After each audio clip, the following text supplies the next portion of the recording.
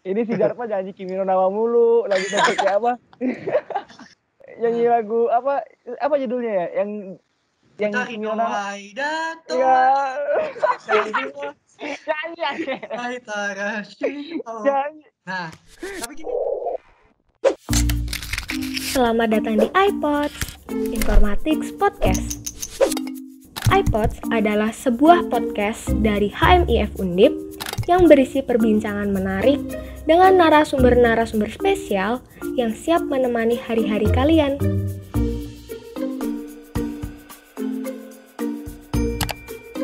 iPods. Halo teman-teman semua, perkenalkan aku Inkafi. Dan aku Adit. Kami berdua sebagai host pada podcast pada podcast episode kali ini. Jadi teman-teman seperti yang sudah ada di Instagram HMIF Undip, kita ada dua narasumber yang keren parah nih. Yang istimewa. Ini istilahnya kalau martabak tuh ada yang spesial, ini yang istimewa. Oke. Kita sambut ada Kak Zarfan dan Kak Tama. Halo guys. Halo semua. Halo. Oke, jadi kedua narasumber kita ini sering berprestasi dalam perlombaan-perlombaan. Salah satunya yaitu ada Kak Zarfan sebagai juara 1 Mandiri Tunas Finance Businesses Competition tingkat nasional. Dan juga Kak Zarfan ini adalah Ketua iReach 2019. Dan untuk Kak Tama sendiri, dia menjuarai One Tech Expert AHMIT Case Competition 2020 sebagai juara kedua dan menjabat sebagai soft tip di iReach. Oke. Sebenarnya Kak Zarfan dan Kak Tama ini sering juara ya, tapi kenapa kalau saya ikut nggak pernah juara ya? Contohnya apa itu Pak? Contohnya? Nggak mau membuka luka yang sudah hilang. Ya, jangan, nggak usah guys. Nggak usah gitu. Halo Kak Zarfan dan Kak Tama, hai guys lagi ya. Aduh, halo guys, halo semuanya. Halo, Salam halo. kenal. Iya, di sini Zarfan. Posisi pada di mana nih? Kak Zarfan di mana? Saya apa gua nih? Bebas mau aing, gua, mi, Pulau. bebas. Aku di Semarang. Kalau aku di Semarang, karena emang lokasi rumah di Semarang. Sebenarnya nggak Semarang sih, Kendal, tapi 5 menit ke Semarang lah dia. Jadi aku mendefinisikan di Semarang gitu. Oh, Boja bilang gitu apa? Nggak mau, nggak ada yang tahu Boja, taunya Semarang. Jadi Semarang aja yang disebut gitu. Kalau Kak Tama di mana nih Kak Tama? Aku di Rantau Prapat, itu salah satu daerah di Sumatera Utara. Untuk kesibukan lagi pada ngapain ini Kak? Akhir-akhir ini. Lagi proyek. Tama dulu. Aku jadi tim ses. Proyekan buat aplikasi. Jadi apa? Tim ses apa? Serius tuh? Tim sukses. Sebenarnya gimana ya? Dibilang tim ses, ya tim ses ya. Kalau misalnya kita mendukung salah satu paslon untuk maju kan, ya berarti ya, tim ses. Tapi tim ses yang berbayar gitu. Tim ses mana itu? Itu salah satu pemilihan bupati di Labusel sih. Malah bukan di daerahku, aku malah kerja di daerah tetangga, Labusel namanya. Labuan Batu Selatan. Oh, Kak Zarfan? Kalau gue, kalau sekarang kan pasti ya kayak anak-anak semester 7 lainnya lah ya. Lagi kuliah, terus juga lagi nulis skripsi, eksperimen skripsi, karena kebetulan juga milihnya itu aku kan sistem cerdas. Jadi kan kalau eksperimen itu banyak banget. Jadi aku lagi buat skripsiku, lagi eksperimen, Marie Cloud Computing, banyak hal pokoknya. Terus juga lagi dapat beasiswa mentoring Flutter kebetulan juga.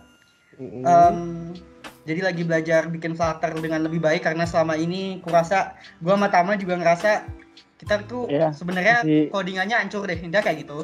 Jadi pengennya codingannya biar lebih benar. Jadi aku ikut beasiswa, terus ya juga lagi baca-baca beberapa buku tentang pemrograman yang fundamental sih, karena selama ini kan kalau misalkan kita itu ngoding asal antah berantah gimana ya? Bukan tahu kan kayak asal bisa jalan gitu, asal bisa jalan. Padahal tuh di baliknya itu ada fundamentalnya. Jadi aku lagi baca-baca buku terkait itu juga, sama ya lagi bener-benerin coding sih. Ya paling itu aja sih, 2 hal skripsi sama benerin jalan berpikir untuk coding sih. Sama belajar ini men, tes interview coding tau gak sih yang jawab soal. Nah, yang kayak cognitive programming. Nah, itu juga aku lagi belajar itu. Yang itu 3 hal kayak masuk Google terus harus selesai algoritma gitu kan? Iya benar. Jadi kalau misalkan interview kan, kalau misalkan mau masuk Grab, Gojek, Google, Tokopedia, pasti nanti ada interview kayak gitu, technical interview, coding test biasanya. Nah itu aku lagi belajar itu sih, karena emang dari semester 1 pengen belajar itu tapi nggak ada waktunya sekarang, karena mata kuliahnya cuma 2, jadi lebih punya banyak waktu sih untuk belajar itu. Mumpung nih mau tanya sekalian, kan dari kesibukan kakak-kakak semua ini, pandemi ini menurut kalian lebih menguntungkan atau malah lebih menyulitkan gitu? Ada yang mau sharing mungkin? Kamu dulu. Aku ada sisi menguntungkan, ada sisi enggaknya juga sih menurutku. Gimana ya, tuh? Kalau pandemi menurutku, kalau dampaknya ke ekonomi itu menurutku kalau daerahku kerasa banget ya, walaupun gimana ya, walaupun sebenarnya daerah di kotaku itu kayak ya corona ini nggak ada, cuman kan gara-gara dia ada gitu, jadi orang semua susah gitu, banyak akses yang dibatasi pemerintah kayak gitu sih. Sama kayak sekolah-sekolah tutup, jadi orang-orang yang jualan-jualan di dekat sekolah itu pada keluh kesahnya kayak gitu semua. Cuman kalau positifnya sih menurutku malah lebih produktif ya rasaku waktu di pandemi ya, nggak tahu kenapa, nggak tahu.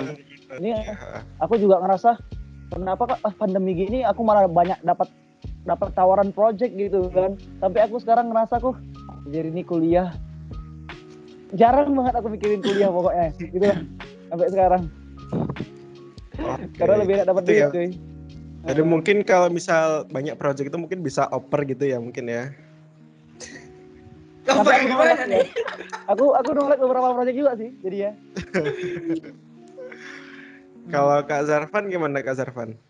Kalau aku ini sebenarnya pasti banyakan buruknya, tapi ya pasti kalau dari segi buruknya pasti ada positifnya. Kalau gue dari sisi buruknya adalah yang pertama nggak bisa main basket, karena itu bikin stres aja sih karena nggak bisa main basket itu. Jadi mesti olahraga di rumah, paling workout doang, yang mana nggak ada temennya sendiri gitu kan. Kalau misalnya mau nongkrong juga nggak bisa gue, karena ya gitu pokoknya lah.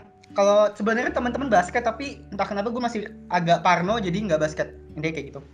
Terus acara yang jadi poin utama kedua adalah, ini kan tahun terakhirku, sama mungkin bagi kalian juga angkatan dari 2018 itu masih 2 tahun lah ya. Kalau misalnya ini pandemi terus kita online terus, nggak asik banget, mau organisasi nggak asik, mau ikut lomba nggak asik, beasiswa juga nggak asik. Jadi kayak mesti di rumah doang gitu, kurang banget lah ini rasanya ya, menurut gue sih. Pertama itu.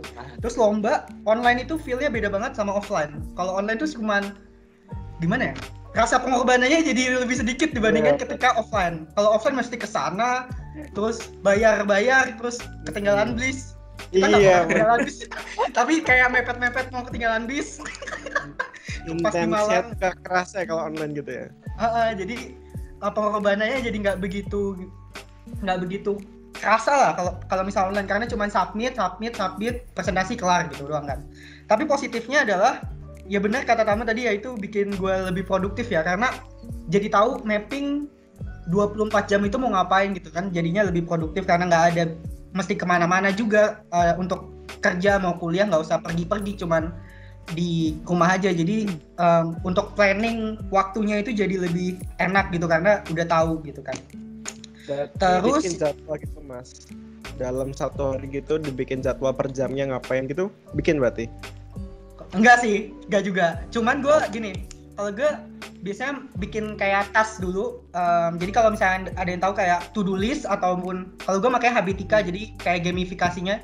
Jadi nanti kalau misalnya gue tulis dulu apa yang gue ingin kerjakan, ya kan. Terus kalau udah gue tulis, gue spesifik, gue klarifikasi. Misalkan gue kerjain ini apa ya? Ngerjain skripsi kan gak jelas kan. Kalau ngerjain skripsi gak jelas banget kan.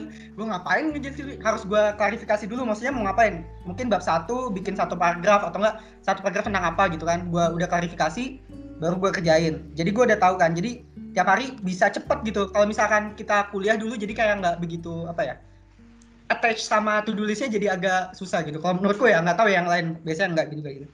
Terus yang kedua positif bagi gue adalah KKN-nya jadi online. Karena dengan KKN online ini nggak tahu ya, ini positif apa negatif. Ini jadi, positif apa negatif ya? Nggak tahu. KKN online, kenapa KKN itu positif? Karena gue bisa nerima project. Kalau misalkan KKN-nya itu kemarin itu offline, negatif, offline, bukan negatif ya, offline, itu gue nggak bisa nerima project itu karena, dan mana kalau misalnya gue nggak dapat project itu, gue nggak dapat duit. Nah, jadi karena COVID gue jadi dapat duit gitu juga sih. Jadi 2 poin itu, yang pertama gue jadi produktif, yang kedua KKN online, KKN-nya jadi online, jadi gue bisa dapat project itu. Oke. Jadi dari cerita Kak Zarfan ini bisa jadi tips ya buat teman-teman semua. Jadi kalau misal ada sesuatu yang harus dikerjakan itu dibikin mappingnya gitu ya, biar jelas mau ngapain dalam sehari itu.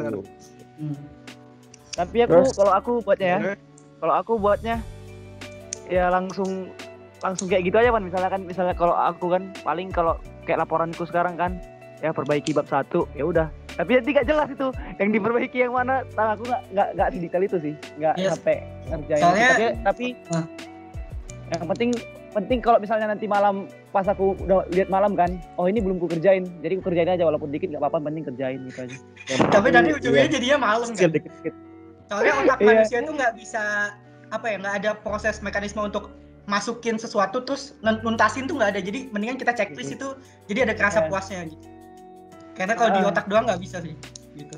Oke, jadi bisa dibilang dari Kak Zarfan sama Kak Tama ini walaupun masih menggeluti perkuliahan, masih jadi mahasiswa tuh udah bisa ngasihin uang sendiri. Bener? Yes. Ya, benar. Udah bisa.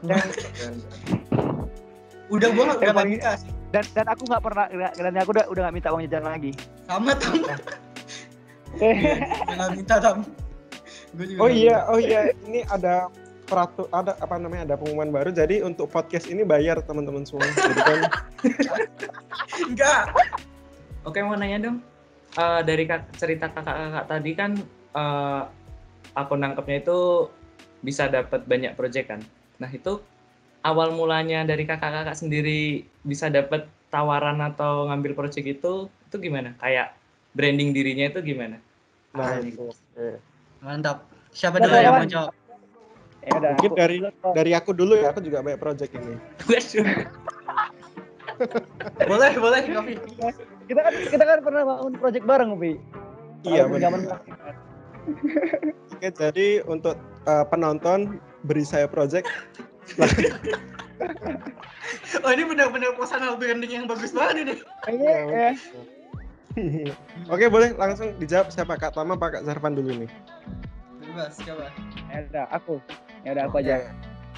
Kalau dari project ya, pasti yang pertama kali ngebangunnya itu pasti kita brandingnya dari lomba dulu. Dari lomba dulu, bagusin portofolio, banyakin project. Nah, lama-lama kan kalau kita kan bakal dapat banyak link kan, dapat link sama perusahaan mungkin, atau kita dapat link dari temannya ke perusahaan gitu, kayak aku sama Zarfan ke MTF, aku dapat link dari Zarfan gitu. Jadi aku di MTF juga gitu. Nah, baru dari kita lomba-lomba, dari habis itu kita kayak magang gitu kan, lama-lama kan portofolio kita kan jadi ini kan, jadi nambah terus kan. Nah, ya udah gitu, apalagi kalau kita lomba dan menang, nah itu kan sangat membungkus diri dengan bagus lah gitu ya kan, kayak kemasan diri kita ini bagus ya. Jadi terus aku juga nggak salah sih menurutku kita cerita ke teman atau story gitu kan, atau posting di LinkedIn ya, itu buat nge-attract orang supaya tertarik sama kita biar dia nge-hire kita gitu sih menurutku. Jadi maksud tujuan kita ngepost prestasi itu bukan sombong sebenarnya, walaupun ada beberapa teman-temanku yang bilang jangan posting pencapaianmu, menurutku itu logika yang salah sih menurutku. gitu sih.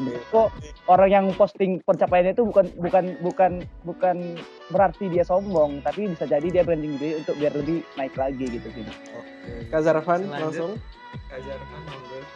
Oke, kalau nyari pertanyaannya itu gimana cara dapat project ya? Gue juga nggak tahu awalnya kalau misalkan lomba itu bisa dapat project secara asli ya, tapi gue dapat project itu pertama dari lomba. Jadi yang tadi Inkafi bilang tadi yang juara 1 MTF Business Competition itu tuh ternyata Business Competition itu setelah ikut lomba karena aku propose-nya aplikasi. Nah, aplikasinya itu disuruh dikerjain. Jadi ya udah project-nya dari kerjain itu. Terus akhirnya ya udah pas KKN tadi aku bilang tadi, kalau misalnya aku KKN-nya itu offline, itu nggak mungkin bisa itu kerjain project itu. Dan nggak dapat duit. Dan karena dia online jadi bisa dapat duit. Nah, selain lomba itu dari LinkedIn. Nah, ini sebenarnya aku ada skeptis sama kata-kata bisa dapat kerjaan dari LinkedIn kan, awalnya gitu. Tapi aku buat aja gitu, di profilnya aku bagusin macam-macam kan. Terus tiba-tiba sampai ada satu orang, dia itu nawarin kerjaan dan susah banget untuk ditolak sih kalau menurut aku ya, karena dia itu, jadi gini, backstory dulu pas awal semester itu aku pengen banget jadi mapres. Kalau mapres tahu tuh mahasiswa berprestasi gitu. Nah, tapi di kemarin itu semester 6 itu gagal ternyata. Ya udah, gagal baru cuman mewakili informatika tapi nyampe fakultas tuh gagal. Nah, orang yang nawarin aku di LinkedIn itu adalah mapres nasional dari UI. Dan dia nawarin kerjaan aku untuk join ke startup media. Nah, jadi ternyata dari LinkedIn itu kalau misalkan kita udah polish maksudnya udah bersihin profil kita, udah punya prestasi ataupun mungkin kata-kata bio-nya bagus dan juga achievement-nya ada gitu kan, sama project apa aja yang pernah dikerjain itu disebutin di LinkedIn, nanti kan orang bisa tahu, oh ini orang ternyata bisa ini, dan gue lagi nyari butuh orang yang kayak gini, wah ini cocok banget nih. Kalau misalnya kita nggak buat LinkedIn, nggak buat Instagram yang bagus atau portofolio Dribbble atau apa yang UI UX yang bagus, pasti tuh kan nggak bakal tahu ya orang lain itu kemampuan kalian tuh apa. Nah bener, dan aku pengen melanjutin yang kata Tama, kalau misalkan ada orang yang lihat itu pansos ya udah gitu, karena kan persepsi orang kan nggak mungkin ada yang bisa kita rubah gitu ya, udah bodo amat aja nggak apa-apa. Tapi kan yang jelas poin kita adalah kita ingin ngejual diri kita supaya orang lain bisa tahu kita itu kebiasaan kita apa, sehingga kita nggak susah payah untuk nyari peluang. Kalau misalnya nyari peluang terus kan kayak kita contohnya nyari terus, misalnya lomba pasti kan capek banget kan. Kita kan kalau misalnya udah lomba terus pengennya lama-lama nanti pasti ada yang datang aja gitu, kita nggak ngapa-ngapain tapi karena kita udah nunjukin aja, sekedar nunjukin, nanti bisa di calling kayak gitu. Jadi yang pertama gue dari lomba, sepengalaman gue, yang kedua dari LinkedIn gitu. Itu 2 sih. Dan nanti gue mulai magangnya itu kalau nggak salah November, ini udah November ya, pertengahan November. Magang namanya Sejuta Cita, nama startup. Aku tertarik sih Wan sebenarnya, tapi karena kerjaanku belum kelar aku nggak berani sih. Apalagi ini kan agak ngeri sih kan proyekku yang ini sekarang. Iya. Itu makanya aku gak usah lah, penting nggak apa-apa lah, penting dari sini aja lah dulu, lumayan kok. Oke, aku ada follow up question. Berarti menurut kakak ini lomba itu penting banget ya?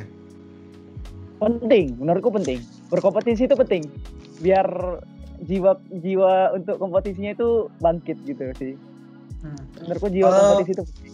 Menurut gue tergantung mau jadi apa ketika lulus kuliah juga. Kalau misalkan jadi apa sih? Contohnya kalau misalnya mau jadi politikus ya pasti nanti ketua BEM macam-macam kan, HMF atau apapun itu kalau politikus. Kalau misalnya mau jadi programmer ya harus bisa ngoding. Salah satunya ya mau ikut lomba, mau ikut proyekan bebas. Tapi menurut gua lebih bagus kalau yang baru mulai ini mendingan lomba aja, karena udah di set deadline-nya, udah punya tujuan jelas, tujuannya menang gitu misalkan, atau tujuannya itu udah ada tanggalnya at least lah gitu. Jadi kalau misalnya mau jadi programmer gitu bisa start dengan lomba sih kalau menurut aku. Tapi tergantung mau lulus jadi apa dulu gitu. Kalau nggak jadi apa-apa ya nggak usah apa-apain. Iya.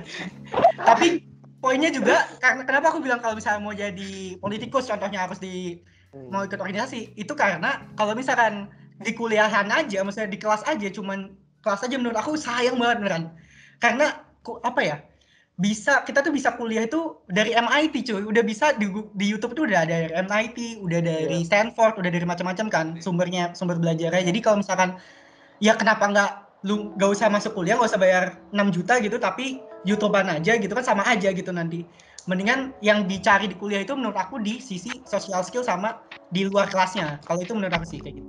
Iya. Oh iya bener sih, soalnya bener sih nggak usah kuliah, kita nontonin orang India buka YouTube, ngajarin coding itu udah. Iya itu bisa. Dan kadang menurutku lebih jelas dia loh dipandang. Jangan gitu dong. Ada meme-nya itu, nanti muncul di sini lah ada. Oke.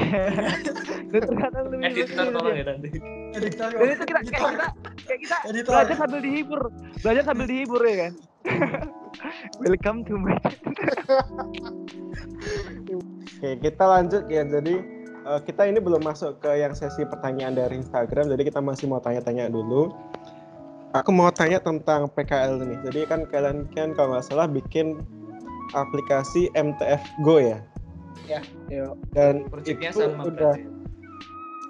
Proyeknya sama ya? Berarti barengan ya? Barengan. Dan itu pasti dari yang lomba MTF itu. Iya benar. Nah, dari pengalaman PKL teman-teman ini, ada nggak tips dan trik mungkin gimana sih PKL, gimana cara ambil PKL yang enak, yang nyaman gitu? Mungkin gue jawab ya. Kalau misalnya gimana caranya, kita nggak tahu karena kita kan ditawarin ya kita ambil gitu. Caranya, karena awalnya aku sama Tama itu udah buat proposal macam-macam untuk ke salah satu perusahaan software house di Semarang. Dan kita udah punya proposal, udah ke kantornya, udah macam-macam. Terus tiba-tiba aku menang kan MTF. Akhirnya, Bu, aku langsung ngomong ke dosennya, Bu, kita ditawarin untuk proyek yang ini, jadi kita pindah perusahaan gitu. Oke Mas, gitu kan. Ya udah kita pindah perusahaan, tapi remote. Nah, pertanyaan itu kan, jadi kita nggak tahu sebenarnya jawabannya apa karena cara dapetinnya nggak tahu. Tapi kalau misalkan mungkin lebih ke arah ini ya, tips dan trik selama di perusahaannya mesti ngapain gitu ya, bisa ya. Ya ini gue mau jawab aja sih, gak apa-apa, bodo amat lah. Jadi kalau misalkan di perusahaannya itu tuh yang pertama, kalau menurut gue ya, yang penting komunikasinya itu harus kencang aja. Jadi kalau misalkan terus kalau bisa bangun itu jangan siang, karena biasa kalau orang kantor terutama perusahaan gede gitu kan, Mandiri udah gede ya. Jadi kalau bisa kita bangun pagi, karena orang-orang tuh biasanya nanyain kita itu pagi-pagi gitu. Jadi kalau bisa kita fast respon. Terus komunikasi jadi paling penting. Terus fokus pada deadline. Jadi kita mau berkorban waktu tidur atau apapun karena kita sebelumnya main game apa nonton anime atau nonton Korean drama, ya yang jelas kita harus nempatin deadline. Karena bukan tidak mungkin bahwa kalau kita setelah lulus, kalau misalkan mereka bilang, oh ini oke gitu kan. Harapan gue adalah kalau kita performanya udah oke di sekarang, nanti kita bakal dipakai lagi gitu.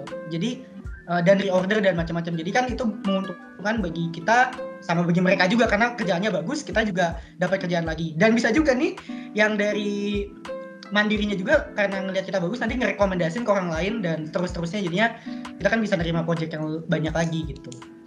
Gitu iya, sih. Benar. Mau tanya-tanya basic gimana ya? Kayak lebih pengen kenal aja gitu.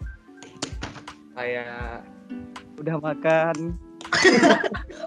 Gue kebetulan tadi makan apa tadi?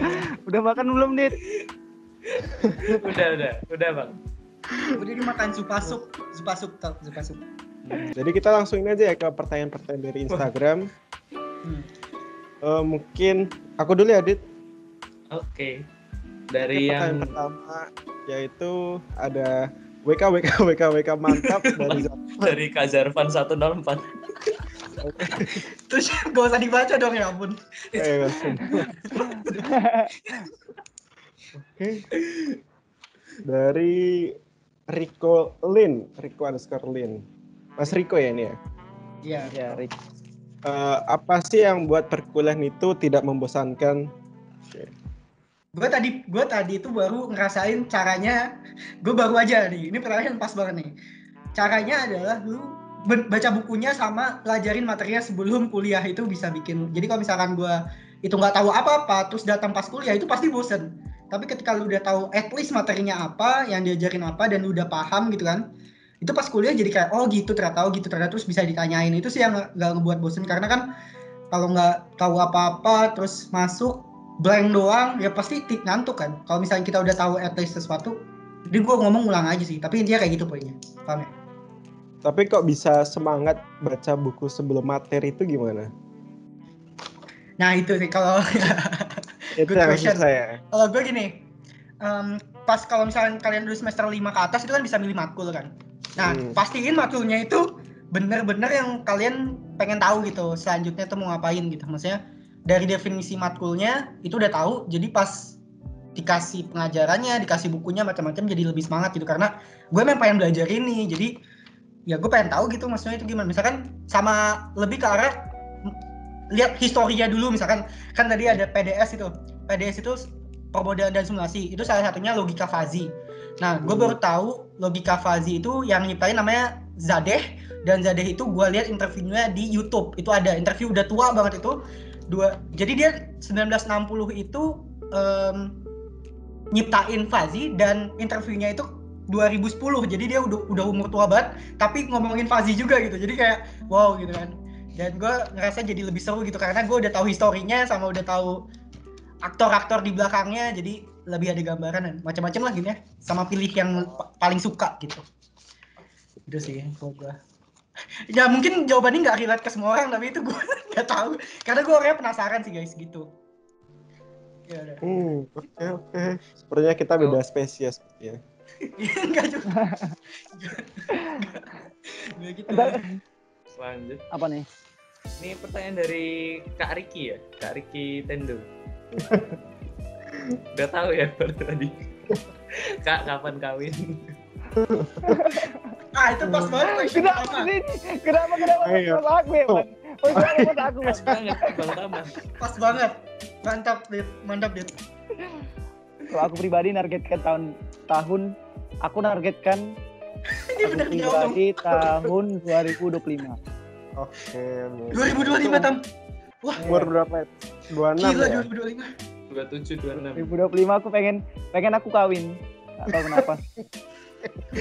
Kenapa nggak nikah aja sih kok? Saya tuh Tama mau kawin 2025, mantap Tam. Udah ngepet banget emang Tama nih. Yuk. Dari Naufal 3 kali. Buat Bang Tama nih. Bang, gimana cara bagi waktu antara self life, cewek sama kerjaan? Nah, itu gimana tuh? Lebih ke time management berarti. Ini coy. Aduh, aku banyak jawab ya. Kadang aku kayak mana ya? Kayak misalnya aku udah malas-malas kuliah gitu kan. Kayak aku kemarin kan aku dari rumah pacarku. Terus entah kenapa pas aku pulang itu ada kayak rasa ini aku harus cepat tamat nih, aku harus cepat lulus, aku harus cepat kerja biar aku cepat sama dia gitu. Aku nggak tahu kenapa. Jadi itu nafsu. Itu motivasi diri yang benar, bukan nafsu. Iya, nggak tahu. Kenapa aku waktu pulang itu benar-benar pengen cepat-cepat ngelesain kuliah, habis itu kerja, habis itu udah. Kalau aku kayak mana cara nyimbanginnya? Penting coba biasakan kalian waktu sama cewek kalian itu jam 9 ke atas aja gitu. Jadi nanti setiap jam 9 ke atas itu teleponan, ya kan? Sampai tidur. Baru penting 9 ke atas itu. Ya biasanya kok aku pokoknya malam itu sama dia lah gitu. Penting kalau baru tunggu dia tidur, habis dia tidur aku main game. Habis itu aku main game. Baru aku habis main game baru ngerjain project. Biasanya aku main game itu 1 sampai 2 jam. 1 sampai 2 jam main game, baru habis itu ngerjain project kalau ada. Makanya aku sering ketiduran pagi gitu. Waktu di NTV aku juga beberapa kali ketiduran pagi gitu. Kalau kuliah itu mana masalah juga sih. Kalau kuliah gimana? Kalau kuliah, aku sumpah kalau ditanya kuliah aku tuh aku yang paling berantakan sih kayaknya. Kawan-kawan di kosan juga kerepotan gara-gara aku gitu. Itu kenapa aku kayak itu kayak anak loh di kuliah itu kayak tam kuliah. Oh nggak masuk. Ya udah, berarti berangkat. Jadi aku kayak si Anton, si Asrop itu selalu ngingetin aku kuliah karena aku lupa juga gitu kan. Jadi aku paling kacau sih kuliah. Jadi mengorbankan kuliah untuk cinta lah ya. Kuliah kuliah untuk tiga-tiganya, Van. Oh. untuk game, cinta sama kerjaan ya. Pertanyaan selanjutnya itu dari Afifah semua ini, siapa yang mau jawab ini? Sama semua itu. Sebelumnya selamat ulang tahun kepada Afifah. Semoga semakin sukses dan semoga cepet ya sama-sama. Mantap. Aduh. Semoga sukses selalu, banyak uangnya, amin. Oke. Jadi aku pilih, ada 3 pertanyaan, aku pilih salah satu aja ya. Momen nggak banget sama momen paling favorit selama pandeminya. Nah ini boleh dijawab berdua nih. Silakan. Gue nggak banget itu kemarin pas jadi moderator apa gitu ya. Itu gue ngucapin pantun, tapi gue lupa pantunnya di tengah jalan. Akhirnya gue awkward gitu, bego banget. Jadi kayak udah, gue lupa apa. Ya sebelum Unforcom. Jadi gue ada sampirannya udah ingat kan, udah gue hafalin sampiran, isi, aduh anjir lupa ya udah jadi akhirnya awkward gitu. Terus kalau apalagi yang paling nggak banget itu. Terus yang satu lagi apa? Terfavorit. Favorit ya. Ntar ini Tama jawab dulu, ntar kalau sambil mikir deh. Aku momen terfavoritku kemarin sih. Gak tahu kenapa aku pokoknya kemarin pas ultah dia aku senang gitu aja. Kemarin apa? Kemarin favorit kenapa? Mandi bagaimana? Apa? Kemarin nggak jadi. Apaan sih lengkap ini? Apaan sih? Favorit ya. Kemarin aku pertama kali aku ke rumah pertama dia. Pertama kali apa, diperjelas dong. Terus nyalam orang tua cewek yang aku suka. Wih, sumpah deg-degan aja. Kalau yang enggak banget apa ya? Ternyata cowok. Iya. Iya. Yang enggak banget itu apa ya? Kemarin juga yang paling enggak bangetnya. Jadi aku mau ngasih kado untuk cewekku pesan online. Jadi di hari H itu kadonya belum datang. Itu biasa aja lah, udah. tapi aduh mikir, ya Allah kenapa kurirnya. Jadi pas aku udah datang ke rumah dia, baru datang kurirnya ke rumahku gitu. Jadi aduh, gagal gift sih jadinya. Tapi sepertinya saya juga pernah di posisi yang sama, jadi baik. Gagal. Mas Zarfan apa ini Mas Zarfan? Terfavorit? Favoritnya apa ya? Susah banget ya, ini sumpah pertanyaan susah. Soalnya gue kalau ada temen yang mau main kesini pun gue larang gitu. Jadi gue nggak bisa, karena gue rada parno ya. Jadi kemarin banyak banget, ada beberapa yang Van, gue ke rumah lu gitu kan. Tapi gue karena masih agak parno pandemi, jadi gue di sini masih sendiri aja terus. Jadi hiburan gue paling sama anak-anak desa atau apapun itu, sama temen SMA. Tapi lewat chat doang atau cuma lewat telepon. Tapi kalau misalkan kan biasanya kan kalau Tama gitu kan favoritnya aku biasanya gue juga favoritnya kalau ngumpul sama teman-teman atau yang lain-lain kan. Ini masalah gue juga menutup diri untuk bersosialisasi gitu karena pandemi juga. Jadi hiburan gue itu makan misalnya. Kasian banget. Jadi makanan apa kayak gue masak apa gitu. Biasanya gue kayak gitu sih. Oke, lanjut ya. Ini pertanyaan dari Kak Afifah juga ada yang menarik lagi nih. Oke, boleh. Ini kenapa ya anak IT itu biasanya dikatain sepaket sama wibu atau no life gitu? Menurut kalian gimana? Emang benar gak sih? Kayak kita ngisi waktu buat nonton anime atau no life gitu? Pada suka anime gak? Gimana ya? Menurut justru emang kalau kita justru kan kayak dibilang no life ya nggak no life ya, kita malah hidup di situ, jadi ya nggak no life sih menurut. Iya, sama nggak semua orang itu pecinta anime juga sih. Gue contohnya nggak begitu suka anime, tapi kalau misalnya anime bagus nonton, tapi nggak kayak terlalu harus nonton wibu no life tuh enggak ya. Jadi apalagi no life gitu. Buktinya nih kalau kalian no life tuh kalian nggak mungkin ada di sini kan. Dan kalian anak informatika kan. Jadi bukan nggak no life juga. Gimana sih? Maksudnya no life itu gimana? Aku belum tahu sih. nggak ngomong apa-apa, cuman kuliah gitu, pendiam, habis itu nggak bersosialisasi macam-macam gitu kan.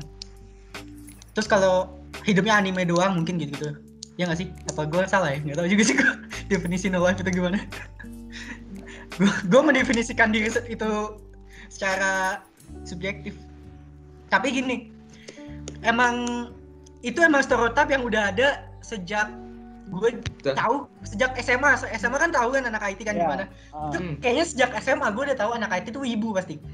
Dan itu entah kenapa ya, kayaknya emang udah kayak gitu aja gitu. Ya udah terima aja. Tapi kan kalau anak IT-nya juga tahu kalau nggak semuanya kayak gitu. Paling itu representasi kecil aja sih sebenarnya. Tapi dulu aku ngerasa kau wibu loh, Man. Ya gue iya sih. Iya. Gue udah nggak wibu sih. Anjir. Ini si Darpa janji Kimi no Nawa mulu, lagi kayak apa? Ya, kemana-mana gini, si Darpa kan kok ada nyanyi apa? Nyanyi lagu apa judulnya ya? Yang Kimi no Nawa. Ya.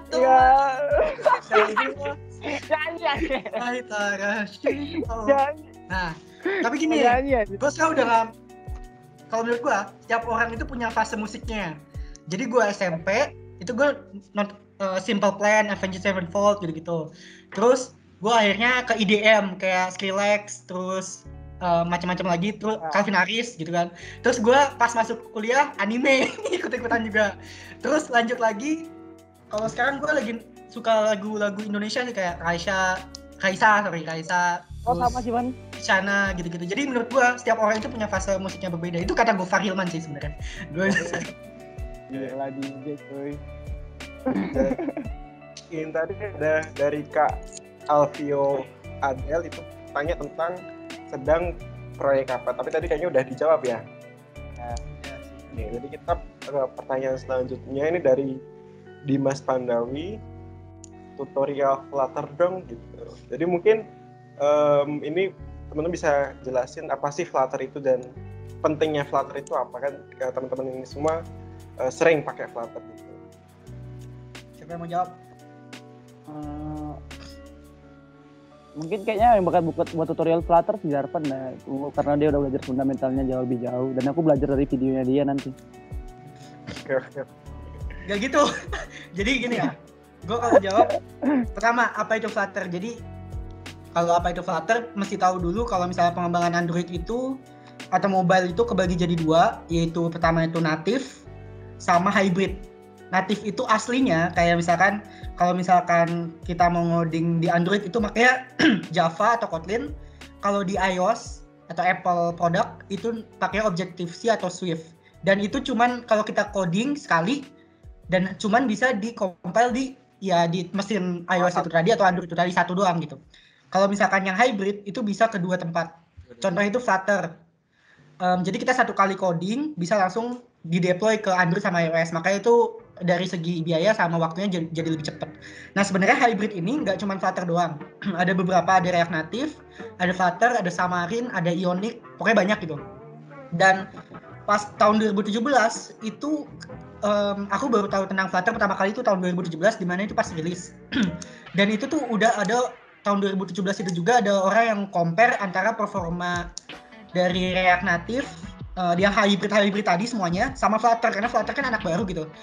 Dan aku ngeliat Flutter ini anak baru tapi bisa ngalahin performanya yang lain, ya kan? Nah terus dari performa udah oke. Yang kedua pasti kan kita pengen supaya codingan kita itu gampang, pas ngoding itu gampang. Dan dari menurut survei juga orang-orang itu ngerasa ngoding di Flutter itu lebih gampang dibandingkan ngoding di Android native ataupun di ya framework lain gitu. Jadi ya bagus lah karena yang pertama dia lebih gampang, terus juga bisa langsung Android iOS. Terus yang ketiga, community supportnya dari Flutter sendiri ini gue kayak marketingin Flutter tapi anyway nggak apa-apa. Yang ketiga itu karena komunitasnya itu gede banget, bisa dilihat dari GitHub star-nya kan. Kalau di GitHub itu ada kayak star, ada pull request atau problem-problem apa, jadi itu banyak. Dan kalau misalkan terbukti di GitHub-nya itu banyak, berarti nanti komunitasnya itu gede, sehingga kalau misalnya kita butuh pertolongan jadi lebih enak. Terus yang keempat, Flutter itu yang buat itu Google. Dan kalian tahu kalau Google itu yang buat Android, dan ya ya itu karena yang buat Google dan Google juga buat Android, jadinya ya pasti di-maintain lah. Dan katanya di tahun depan di berbagai di masa yang akan datang nanti ada yang namanya Fuchsia OS, di mana itu kayak masa depannya Google tuh mau bikin OS yang namanya Fuchsia dan nanti basisnya Flutter juga. Nah yang kelima, sekarang banyak banget company yang udah pakai Flutter. Yang baru banget ini yang baru aku tahu juga Grab itu udah pakai Flutter. Jadi kalau teman-teman itu install Grab, di update aplikasinya itu ada Flutter-nya di situ. Tapi nggak semuanya ya. Jadi ada beberapa bagian yang emang udah Flutter. Terus beberapa company lain juga pada ngikutin pakai Flutter karena kan dia lebih ringkas sama lebih gampang ngodingnya, sama ya yang tadi aku bilang tadi. Ada 5 hal tadi ya. Mungkin itu sih. Bisa dibilang Flutter ini buat kedepannya bakal sering dipakai ya sama perusahaan-perusahaan besar. Lagi kalau hype aku, sih. Iya lagi hype. Kalau menurut aku sih iya. Kalau menurut aku ya karena ya kalau aku lihat trennya, karena aku juga udah ngikutin dari tahun 2017, kelihatannya masa depannya masih cerah sih. Kalau mau mulai nih belajar Flutter itu mulainya dari mana? Oh, kayak referensi gitu belajar. Iya. Oh iya, oke. Kalau aku saranin itu ada YouTube. Kalau yang bahasa Indonesia itu udah lengkap banget. Kalau bahasa Inggris banyak ya, tinggal caranya Flutter. Tapi mungkin kalau yang Indonesia, bahasa Indonesia ada Mas Bapak Enrico Darmawan, YouTube-nya tulis aja Enrico Flutter gitu, udah pasti ketemu. Dia itu bahas Flutter dari mulai fundamental OOP. Kan kalau misalkan mau belajar Flutter kan kita pasti tahu OOP duluan, Object Oriented Programming atau pemrograman berbasis objek. Itu mulai dari situ diajarin sama dia khusus di Dart-nya sampai implementasi ke Flutter, dan itu udah lengkap banget karena udah mencakup. Misalkan nih, aku dikasih project, aku belajar dari situ, project MTF ini, kalau aku belajar dari situ itu udah bisa gitu. Aku tinggal rubah-rubah aja, mungkin rubah tulisannya doang sama rubah panggilan API-nya kemana, itu sebenarnya udah bisa gitu. Dan cepat belajarnya gitu ya. Jadi sekali lagi Enrico Darmawan namanya, Flutter, YouTube. Oke. Kita terjun ke Flutter berarti harus tahu basic dari Dart juga ya? Iya, basic OP. Kalau misalnya nggak tahu OP susah. Jadi, iya. Sama kalau mau jelasin OP silakan. Menurutku ya, kalau belajar OOP ya, Wan, OOP gitu ya, itu menurutku entah kenapa lebih enak, dia bukan video sih menurutku, lebih enak baca ya. Banyak kan, ada juga, udah banyak juga sih web-web yang pelajari fundamental OOP-nya Flutter gitu. Ya bisa. Kalau misalkan kan tiap orang maksudnya poin itu adalah tiap orang beda-beda kan, ada yang orangnya auditori, ada yang visual, ada yang suka baca kan.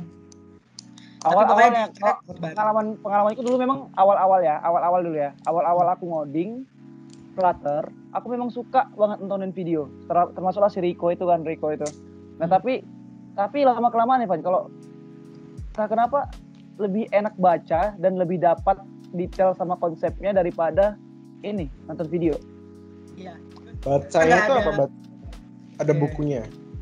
Enggak, misalnya dia baca penjelasan mungkin ada di web tutorial gitu atau apa gitu, atau di Medium sih aku paling sering. Lebih dapat di situ daripada nonton video gitu. Karena kalian video pasti nanti skip. Oh, ini codingan kayak gini. Terus kita bakal fokus ngikutin codingan gitu kalau di video rata-rata. Oh. Nah, kalau itu dulu sih, itu pengalamanku ya. Itu pengalamanku waktu belajar Flutter dulu. Aku belajar Flutter setelah si Jarvan setahun belajar Flutter gitu. Jadi aku waktu Jarvan belajar Flutter, aku masih ngotot di Java gitu. Aku masih Java lebih bagus. Tapi lama-lama aku sadar kok Java rumit ya. Java rumit apa segala macam. Baru apa gitu kita reverse engineering-nya lebih gampang gitu. Java nggak aman jadinya gitu. Sih. Belajar Flutter itu semester berapa kalian? Kapan ya? 2018 tuh, 2 tahun sih baruan. 2017 baru tahu, 2018 itu. Jadi kalau aku pet awal belajar ngoding itu 2017 gue belajar SBMPTN karena pengen pindah kan.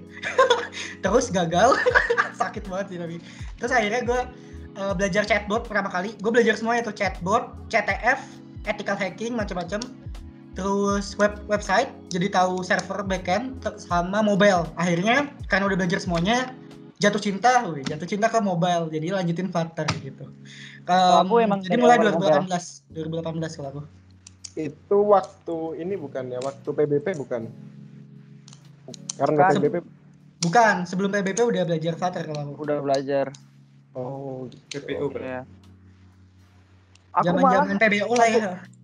Aku malah dulu waktu kuliah langsung aku pengen jadi aku pengen buat aplikasi gitu sih. Aku masuk kuliah, makanya aku waktu semester awal aja aku udah mulai belajar Java dan mulai nyoba buat aplikasi pakai Java gitu. Ikut lomba informatik internal competition dulu sama Fajar. IIC. Tahun 2000 juga, kan? Berapa ya? 2018 ya? 2018 Pan? Iya, 2018 kali. Oh iya. Iya, 2018 satu sama Fajar. Iya. Oh iya. Aku Fajar Asrop kami bertiga ya. Ini Fajar Java. Baru 2018 akhir sih aku udah mulai belajar Flutter. Waktu Zarpan bilang aku udah sebenarnya udah ngintip juga Flutter gitu kan, udah install di laptop, tapi kayak nantilah gitu, penting udah diinstal aja gitu kan installnya gampang kan, tinggal taruh ke bin, habis itu start projectnya udah gampang gitu, apalagi udah punya Android Studio gitu. Iya. Langsung. Ini pertanyaan penutup ya buat podcast kali ini. Kiat-kiat sukses apa aja Kak? Gak tahu men, itu susah kita banget. Belum sukses Cuk. Kita belum sukses. Definisikan sukses tuh gue nggak tahu ya, nggak belum sukses sih. Tapi sukses ini kan tiap orang kan beda-beda kan. Tiap sukses ini kan, kalau menurutku ya sukses orang itu tiap orang beda-beda. Kalau aku yang benar-benar sukses kalau aku pribadi ya, aku lebih pengen dekat sama keluarga gitu. Jadi itu titik suksesku. Aku anggap aku sukses kalau aku benar-benar bisa menyeimbangkan kerjaanku sama keluargaku gitu. Dan itu aku nggak tahu itu sampai kapan. Itu benar-benar sukses yang kok benar-benar sukses untuk hidup ya, bukan target berjangka gitu, tapi pencapaian kayak mana, kayak tujuan hidupnya lah gitu, life goals ya, life goals gitu ya. Penonton podcast antri maaf nggak lanjut yuk. Antri apa? Kan biasanya kalau yang deketin tuh loh ngantri. Gimana ya jawabnya? Kalau misalkan sukses gue nggak tahu ya, karena belum jadi orang sukses.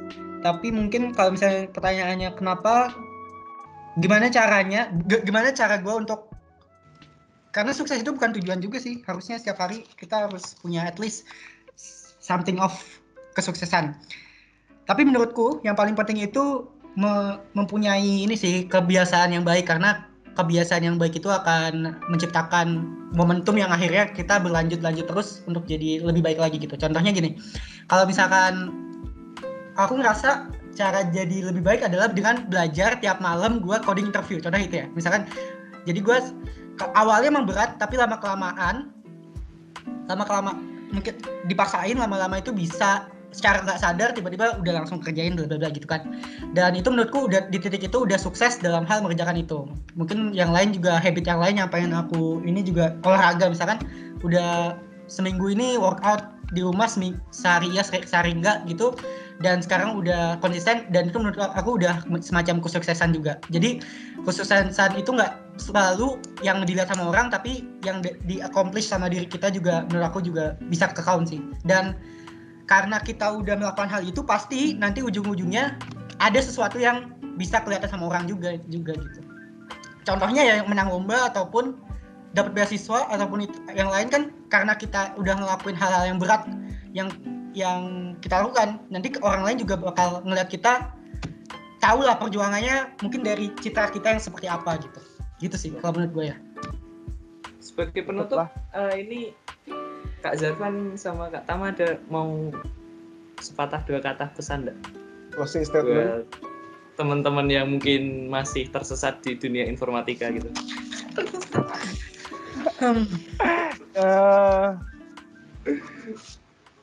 Mana ya? Lu dulu dong Tam, susah banget ini. Tersesat Jo. Yang mana ya? Kalian juga tersesat ya. That's right. Oke. Gimana dibilang ya? Penting belajar yang kalian suka gitu sih. Saya lah, nggak tahu. Gimana bilangnya? Yang penting belajar dasarnya pemrograman itu harus bisa, itu aja paling penting. Oke. Kalau menurut gua nggak tahu sih aku sebenarnya, bingung udahan. Kalau misalkan masih maba, nggak apa-apa sih menurut aku untuk pindah jurusan ya. Ini kan opini yang benar-benar mungkin agak menentang, tapi kalau misalkan masih maba dan ngerasa nggak cocok, ya nggak apa-apa karena masih tahun pertama. Tapi kalau misalnya yang udah nggak maba lagi, menurut aku harus dilanjutin, jangan, karena sih sayang banget kalau misalnya harus survive lah minimal gitu. Terus kalau mau survive, kalau dia nggak suka, kan tadi kan lebih ke arah yang antah berantah ya. Apa tadi? Yang masih tersesat lah ya. Kalau menurut aku, kalau misalnya emang nggak suka ngoding, ya udah jangan cari mata kuliah yang heavy di codingnya, ya cari aja yang lebih ke arah sistem, lebih general gitu. Karena ilmunya bakal kepake mau pas lulus kuliah mau jadi apapun pasti bakal kepake. Kalau misalnya kan milihnya yang general kayak STI kan general tuh. Nah, terus mungkin closing statement adalah mungkin selalu jadi be the best of yourself. Itu adalah slogan dari Astra First, dan udah be the best of yourself deh gitu. Astra First 2012 apa 2000 gitu. Apaan sih anjir? Astra First. Gue jadi tadi udah keren jadi jelek lagi udah. gitu. Ini di atas kanan ini ada logonya Astra soalnya ini. Oh iya. Oh ya. Mantap. Yang penting gini aja. Kalau misalnya nanti udah masuk itu udah terlanjur tersesat kan, terus aja belajar yang kuat. Okay. Aplaus untuk teman-teman semua. Mantap. Keren. Adit mau tiga patah kata? Iya. Oke, makasih Adit. Ini apa sih? Oke, aku sedikit mau highlight sih podcast kita kali ini. Jadi benar banget ilmunya dari kakak-kakak ini benar-benar bermanfaat buat teman-teman semua. Terus pengalamannya juga mulai dari PKL, KKN dan lain sebagainya. Terus yang paling menonjol, yang paling aku ambil tuh jadi sukses itu nggak melulu dari hal-hal yang besar ya. Jadi sukses itu bisa kita capai dari hal-hal yang kecil juga gitu. Kita tutup podcast pada kita kali ini. Terima kasih buat Kak Zarfan dan Kak Tama sebagai narasumber kita kali ini. Saya Ingkafi undur diri. Terima kasih teman-teman semua sudah menonton podcast pada episode kali ini.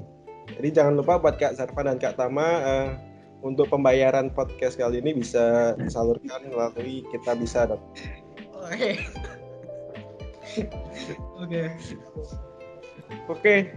iPods. Informatik podcast. Yeay. Oke, stop recording. Yeah.